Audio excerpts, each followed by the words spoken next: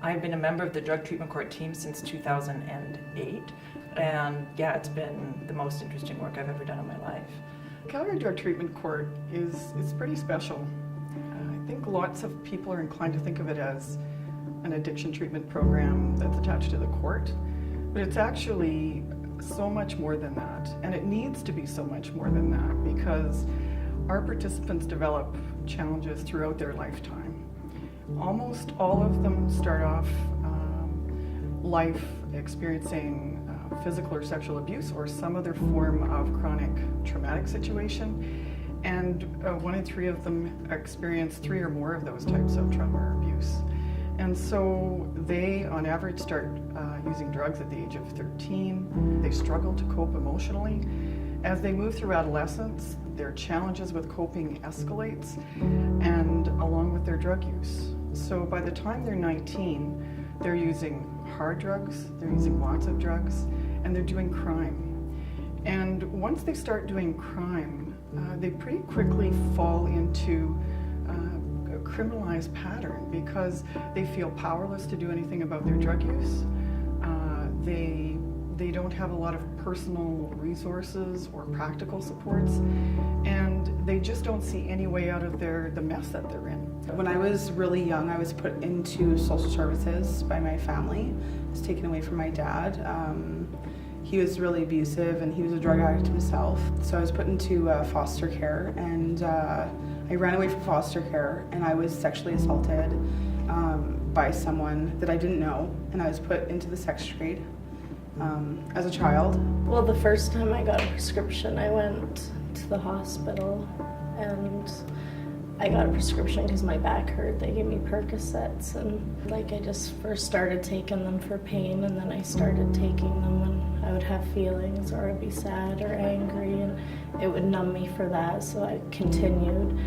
And then I started mixing other drugs with them, and I thought that I was just a recreational user. A lot of the crime that we see is committed by people who are addicted to drugs. Crime is not a black and white situation. There's so many shades of gray to why people get involved in crime. And they have sought to deal with that trauma by using drugs and becoming addicted to drugs. Not to feel good, but just to feel nothing, to feel numb, to numb out the trauma that they've experienced in their life, the let down by authority figures in their life, whether it be parents or other authority figures. It's not surprising that they end up in situations where they are addicted to drugs to numb out the pain from that. So after I started selling drugs, I had a family. I had my kids, and I had a husband, and I had this normal life when I first started taking my prescription drugs and whatnot, and I started selling, and I ended up losing my kids first, and after I lost them, I just didn't really have anything to live for anymore, so I spiraled out of control, and I started selling all sorts of other drugs, and my use got worse and worse. Since I was about 14, I've been in and out of Young Offender Center in Calgary, and then when I turned 18, they transferred me to the Calgary Remand Center for just small stuff like stealing and car theft, and then my biggest one was trafficking to an undercover police officer. Jail is a fabulous deterrent for 95% of the population, but for those whose lives are now controlled by addiction and who have lost all hope, who have no skills to do anything else, jail is not only not helpful, it's actually harmful. It finally came to a head. I got busted in Lethbridge, and I got 28 trafficking charges and I think 18 charges of possession for the purpose, and that was when I finally took a deep breath when I was sitting in that jail cell and thought, this is not my life.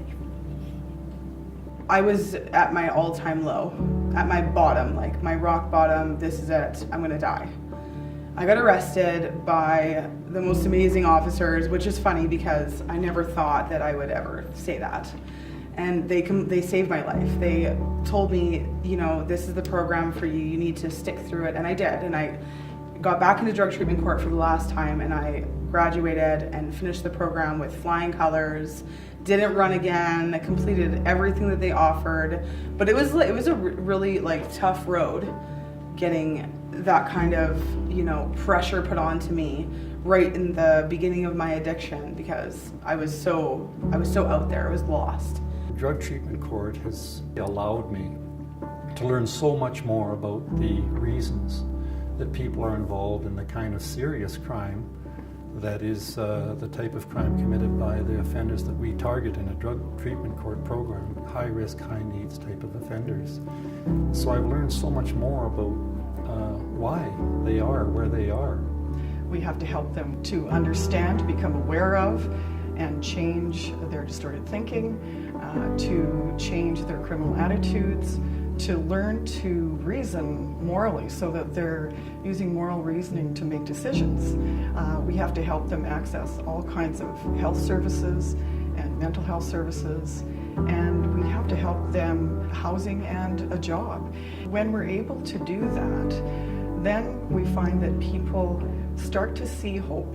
They see that they can get out of this life that they've fallen into.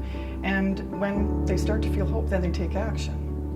From counseling and dealing with my past to 24-hour support I get from my caseworker, to just simple things like living day to day and dealing with different issues that pop up. They're there for me.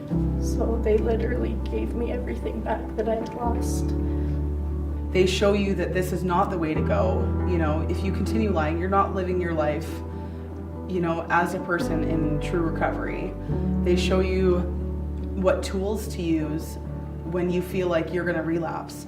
I was surprised to see the number of different disciplines that are involved in successfully supporting someone who is a high risk, high needs member of our community in achieving and building a life of recovery. Really, they say the only thing that needs to change is everything, and it's, you know, so true, and everything does not change overnight.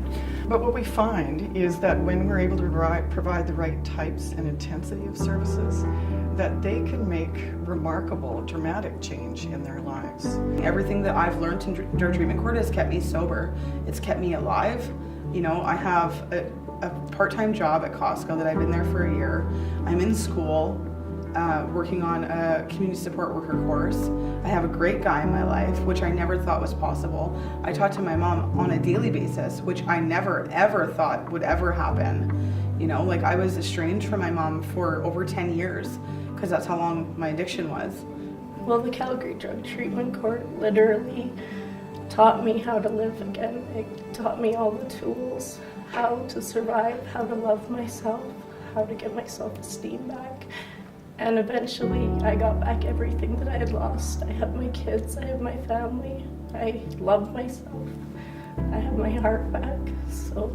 It's interview process, 2 of our graduates that are here and that you've heard from already, whose lives are completely different than what they were when they came into the drug court. To listen to them talk today about what they're up to now, how their lives are now, how their thinking is now, how they want to give back to programs like the drug court. Man, that is such a fulfilling validation of the effectiveness of this unique justice initiative.